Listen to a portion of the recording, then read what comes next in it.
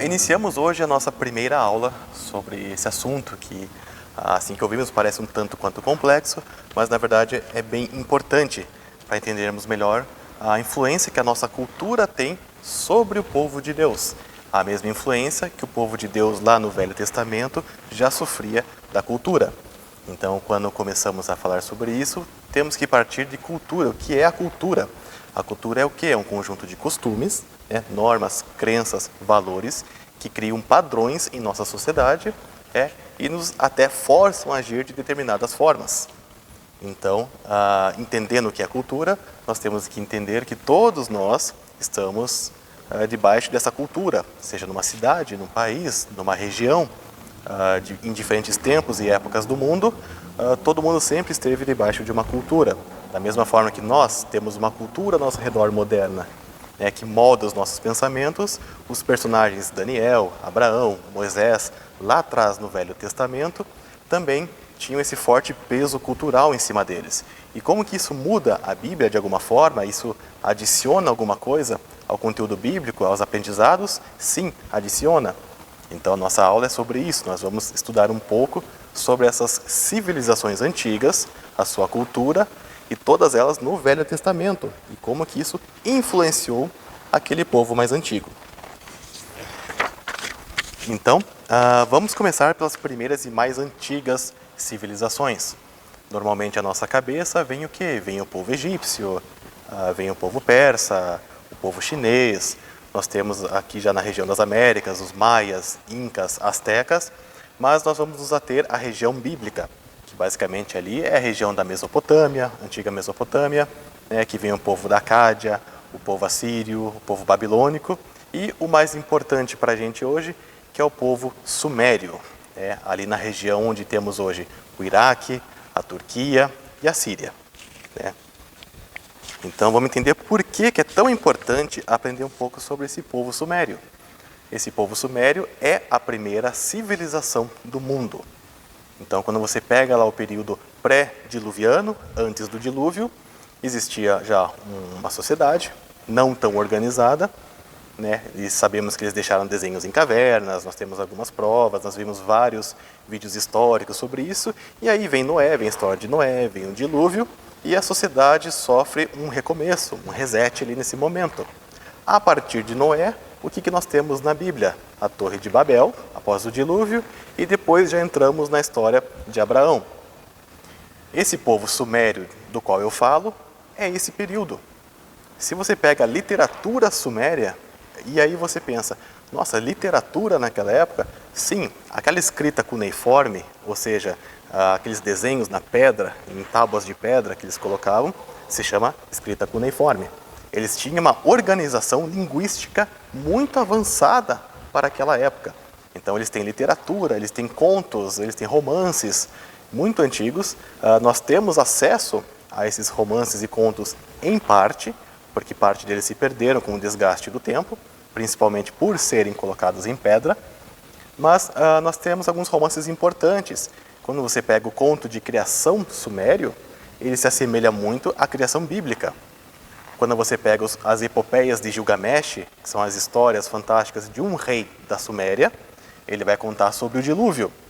E alguns aspectos daquela civilização se baseavam no medo de um segundo dilúvio. Então, se você pega escritos antigos sumérios, nós temos também, e isso é uma descoberta até recente. Nós tivemos uma tábua feita pelo rei Nimrod. Não sabemos se Nimrod realmente foi um nome ou um título. Acredita-se que era um título, então tivemos vários reis Nimrodes nessa civilização. Mas ele tem um plano arquitetônico de um zigurate, aquela pirâmide quadrada suméria, que se assemelha ao quê? A Torre de Babel. Então nós temos conteúdo histórico ali que se aproxima muito da Bíblia. E por que essa civilização tem tanta ligação com a história bíblica? Porque é a civilização que vem lá de Noé. Tiveram aquela descendência. Então é esse povo. Em algum momento, esse povo se afastou de Deus, se perdeu, e nós tivemos ali a religião pagã, os costumes pagãos deles. E por que vai ser tão importante aprender esses costumes? Então vamos lá. A antiga Suméria tinha duas cidades principais, Uruk e Ur. E quando eu falo em Ur, você talvez já faça a ligação com Ur dos Caldeus, cidade de onde Abraão veio. Então Abraão veio dessa cidade. E é muito importante que vocês lembrem que Abraão não tinha Bíblia, não tinha as leis do Velho Testamento, não tinha nada em escrito para seguir. Quando ele se encontra com o Deus verdadeiro, se segue a vontade de Deus e sai de Ur, Abraão tinha o que consigo, além da fé? Os seus costumes, né, as suas leis, aquela influência cultural de Ur, da Suméria. É isso que ele tinha. Quando ele sai com sua família, com seus servos, com seus amigos, ele traz todo esse peso consigo. Peso que vai influenciar em alguma de suas atitudes lá na frente. Então, vamos entender um pouquinho melhor quem são esses sumérios, o que eles fazem, como que funcionava esse local. Quando nós falamos de Abraão, por exemplo, a gente tem aquela imagem de Abraão, um bom velhinho, né? Um homem muito bom, muito tranquilo, mas não é bem assim quando a gente estuda um pouco mais a fundo. Abraão tinha um preparo muito diferente do que muitos imaginam. Então vamos pensar na cidade de Ur. Qual era a divisão social daquela cidade? A cidade de Ur era dividida em 4 classes. Nós tínhamos os escravos, né? Normalmente eram presos em batalhas, né? Derrotados. Nós tínhamos os servos, também chamados de clientes, que tinham um contrato de trabalho com o patrão, mas recebiam seu salário, podiam comprar bens e podiam se libertar daquele contrato eventualmente. Nós tínhamos o cidadão comum, que poderia escolher o seu ofício dentro de algumas opções, e nós temos a classe mais alta, que era a nobreza suméria. A nobreza suméria, basicamente, tinha ligações comerciais com o templo. Eles tinham parte com o templo da cidade. O templo pagão dessas cidades da Suméria era o centro da cidade, o local mais importante, né? Acima disso, só o rei. E nós temos os reis de cada cidade. Então, o que a Bíblia conta sobre Abraão quando ela fala do passado de Abraão? Sabemos que o pai dele e o avô dele eram donos de uma loja de ídolos, onde Abraão trabalhava. Para você ter uma loja de ídolos na cidade de Ur, você pertencia obrigatoriamente à nobreza. Abraão fazia parte da nobreza suméria. Ele estava no topo da civilização daquela cidade, que era a cidade mais importante financeiramente falando. E aí você pega o que mais que a nobreza sabia, né? Um conhecimento muito importante dos sumérios era a matemática financeira. E nós temos tábuas com equações financeiras dos sumérios daquela época. A gente pensa que o egípcio era muito avançado na matemática por conta da trigonometria, mas os sumérios tinham já a matemática financeira com equações complexas. E eu vou deixar aqui no vídeo a imagem para vocês verem essas equações, é muito interessante de ver. E a nobreza, quem trabalhava com comércio e pertencia à nobreza, tinha esse estudo, esse conhecimento. Tá? As pedras antigas que os historiadores trazem mostram conteúdos de aulas, de escolas financeiras da época da cidade de Ur. Então Abraão participou disso, se ele cuidava da loja de seu pai. Ele tinha conhecimento financeiro muito bom. Outro aspecto importante, treinamento militar para esses meninos. Então, Abraão tinha treinamento militar básico, conhecia a arte da guerra, tinha conhecimento matemático financeiro, tinha um preparo comercial e tinha muitos bens. Ele teve uma origem idólatra, isso fica bem claro. Em algum momento ele tem um encontro com o Deus verdadeiro, Deus manda que ele saia de lá e vá para onde ele vai mandar. Abraão faz isso. Então Abraão se desliga completamente de toda aquela relação que ele tinha com a cidade de Ur e segue a Deus, levando consigo a sua família, seus servos, amigos, etc. Aqueles que vão junto com ele. Então isso já muda um pouco a visão de Abraão. Você já entende como que Abraão estava preparado para batalhas, quando ele tem que resgatar o seu sobrinho Ló. Você entende como Abraão era tão desligado de bens materiais, mas ao mesmo tempo sabia como fazer render, sabia vender, sempre negociava da melhor forma possível, porque esse era o preparo da sua classe social na cidade de Ur. Ele foi preparado para isso. Deus escolheu um homem muito preparado quando escolhe Abraão. Então, isso é um aspecto importante da cidade de Ur e nos aproxima mais do personagem em si. Mas vamos falar um pouquinho mais da cidade de Ur. Quando a gente fala da religião da Suméria, e Abraão aprendeu sobre essa religião, aprendeu sobre esse panteão, né, essa reunião de deuses daquela região ali, a gente tem que entender que a religião era antropomórfica, ou seja, os deuses sumérios tinham características humanas, inveja, raiva, faziam coisas erradas e assim vai. Os sumérios não eram muito ligados na religiosidade. Eles acreditavam nos deuses, mas o seu foco era principalmente econômico. O sumério gostava de vender, de comprar e de prosperar financeiramente. A parte religiosa ficava como um segundo plano, completamente diferente dos egípcios, como nós vamos ver lá na frente. Então, quando falamos do panteão, nós temos o deus maior, que é chamado de Enlil, ele tem vários nomes, Ki, e nós temos uma das deusas maiores chamada Inanna. Por que é importante entender quem é Inanna? Porque Inanna é a deusa maior da cidade de Ur, de onde veio Abraão. Qual era a característica dessa divindade da cidade de Ur? Ela era a deusa do amor, da fertilidade e do erotismo, da sabedoria, e mesmo assim era uma deusa que prezava pela fidelidade conjugal. Então, por mais que fosse um povo pagão, no costume da Suméria, daquela cidade de Ur, existia uma grande importância à fidelidade conjugal.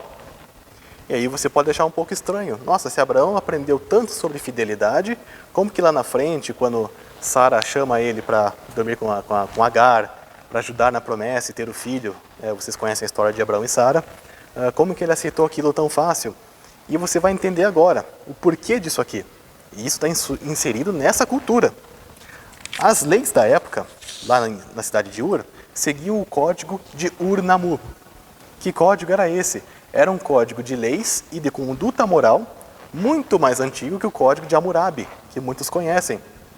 Como esse código está muito mais incompleto, ele não é tão conhecido. O código de Hammurabi é o código mais completo e mais antigo que nós temos de leis. O código de Ur-Nammu era um código mais humanitário, era mais tranquilo e falava várias coisas importantes. Por exemplo, você sendo infiel no seu casamento, você era passível de punição pela lei. Então esse código trazia várias coisas importantes para a vida de Abraão ali. Outro exemplo é que a mulher tinha direito à propriedade, a mulher podia comercializar, ela servia de testemunha diante de um crime, na hora de acusar alguma pessoa. A mulher tinha muita importância em relação ao homem também. Existia uma semi-igualdade entre o homem e a mulher. Como você pega a cidade de Uruk, que era mais militarizada, lá a mulher não era tão bem tratada quanto o homem. Ur focava no financeiro, então a mulher tinha uma igualdade maior em relação ao homem. A adoção de crianças era algo muito importante diante do código de Namur. Então, o sumério nunca deveria abandonar uma criança. Ele sempre deveria ajudar uma criança em necessidade. Então, outra coisa importante, quando Abraão tem que deixar o seu filho Ismael e Agar por causa da briga entre sua esposa e a serva, você pode perceber que aquilo ia contra os costumes dele. Abraão não poderia fazer aquilo, mandar Ismael embora. Mas ele tinha que fazer pela sua esposa, pelo filho da promessa. Então você pode ver que vai acontecer um impacto cultural muito forte na vida de Abraão nesse momento. E mais importante do que isso, eu falei sobre a questão dele da infidelidade. Muita gente pensa, nossa, Abraão errou, por que ele fez isso? Não era óbvio que ele não deveria dormir com a serva e papapá? Calma, aí eu já falei, Abraão não tinha as leis na mão, tá? Ele não tinha um código de leis dadas por Deus, como Moisés vai ter depois, como nós temos em Levítico. Abraão não tinha isso. Ele tinha os costumes da época e a fé a Deus. Abraão errou por não confiar totalmente em Deus, que Sara teria seu filho. No entanto, o código de Ur-Nammu, a lei daquele momento, que ele dizia, você tem uma esposa, você se casa com essa esposa, tá? Mas se essa esposa não te der filhos, você tem direito legal de ter uma segunda esposa para que essa te dê herdeiros. Esse era o código de Ur-Nammu. Abraão cresceu nessa cultura, cresceu com essa lei. Quando Sara fala para Abraão, dorme com a minha serva para ter o filho e tal, nos costumes de Abraão, daquela região, daquele povo, isso era completamente aceitável e não era visto como infidelidade. Isso muda muito a história. Mantém o fato de que faltou uma confiança maior em Deus ali. Nós sabemos os problemas de Ismael, tudo aquilo que vai trazer, mas ao mesmo tempo você entende o que levou Abraão a essa atitude. Você vê que existe uma influência sociocultural muito forte vinda da cidade de Ur em cima das decisões de Abraão. Isso é importante. Então, isso nos aproxima dos personagens bíblicos. Então, às vezes, quando falamos de Abraão, você pode pensar, nossa, eu nunca dormiria com outra pessoa em relação à minha esposa e tal. Mas será que nós, no nosso dia a dia, nós não vendemos, às vezes, princípios ou cometemos um erro, um outro erro, com base na nossa cultura, porque a sociedade está tão acostumada com aquilo que nós não nos impactamos e tomamos determinadas decisões? Eu acho que acontece. A influência da sociedade ao nosso redor é muito forte na vida do cristão. Então, da mesma forma que nós sofremos isso, Abraão sofreu isso. E houve um impacto muito grande na história bíblica por conta dessas influências. Então é importante a gente entender isso. Em todo o Velho Testamento, em vários personagens, em vários momentos em que Deus age no mundo, existe uma influência muito forte da cultura daqueles povos, para entender melhor como as coisas bíblicas aconteceram. Quando você entende que Abraão era um cara que foi criado numa cidade, estudou, encontrou a Deus, abandonou aquilo, estava acostumado com um tipo de lei, teve que tomar decisões pela fé que contrariavam a sociedade, você entende que Abraão não era tão diferente do nosso dia a dia, de nós. Nós ficamos muito mais próximos a esses personagens quando entendemos o contexto histórico. Então, a minha aula, essa classe, vai ser focada nisso. Nós vamos começar como sumérios, como eu falei, e vamos avançando para a Cádia, para a Síria, depois a Babilônia, o Egito, e vamos entender melhor o dia a dia desses personagens, como eles viveram, como eles estudaram, quais eram os costumes que eles estavam acostumados ali ao seu redor. Então isso vai nos deixar mais próximos aos personagens bíblicos. Então nossa sala sobre a influência sociocultural sobre o povo de Deus é basicamente sobre isso. Nós começamos pelos sumérios e vamos avançando até chegar lá em Roma e na Grécia Antiga, lá no Novo Testamento, e vamos caminhando a Bíblia toda, passando por todas essas culturas e civilizações. Então, por hoje encerramos aqui. Quero que vocês entendam a importância dessa influência suméria sobre a vida de Abraão e entendam como é interessante esse estudo. Tá? Então, muito obrigado, Deus os abençoe, fiquem com Deus e uma ótima semana.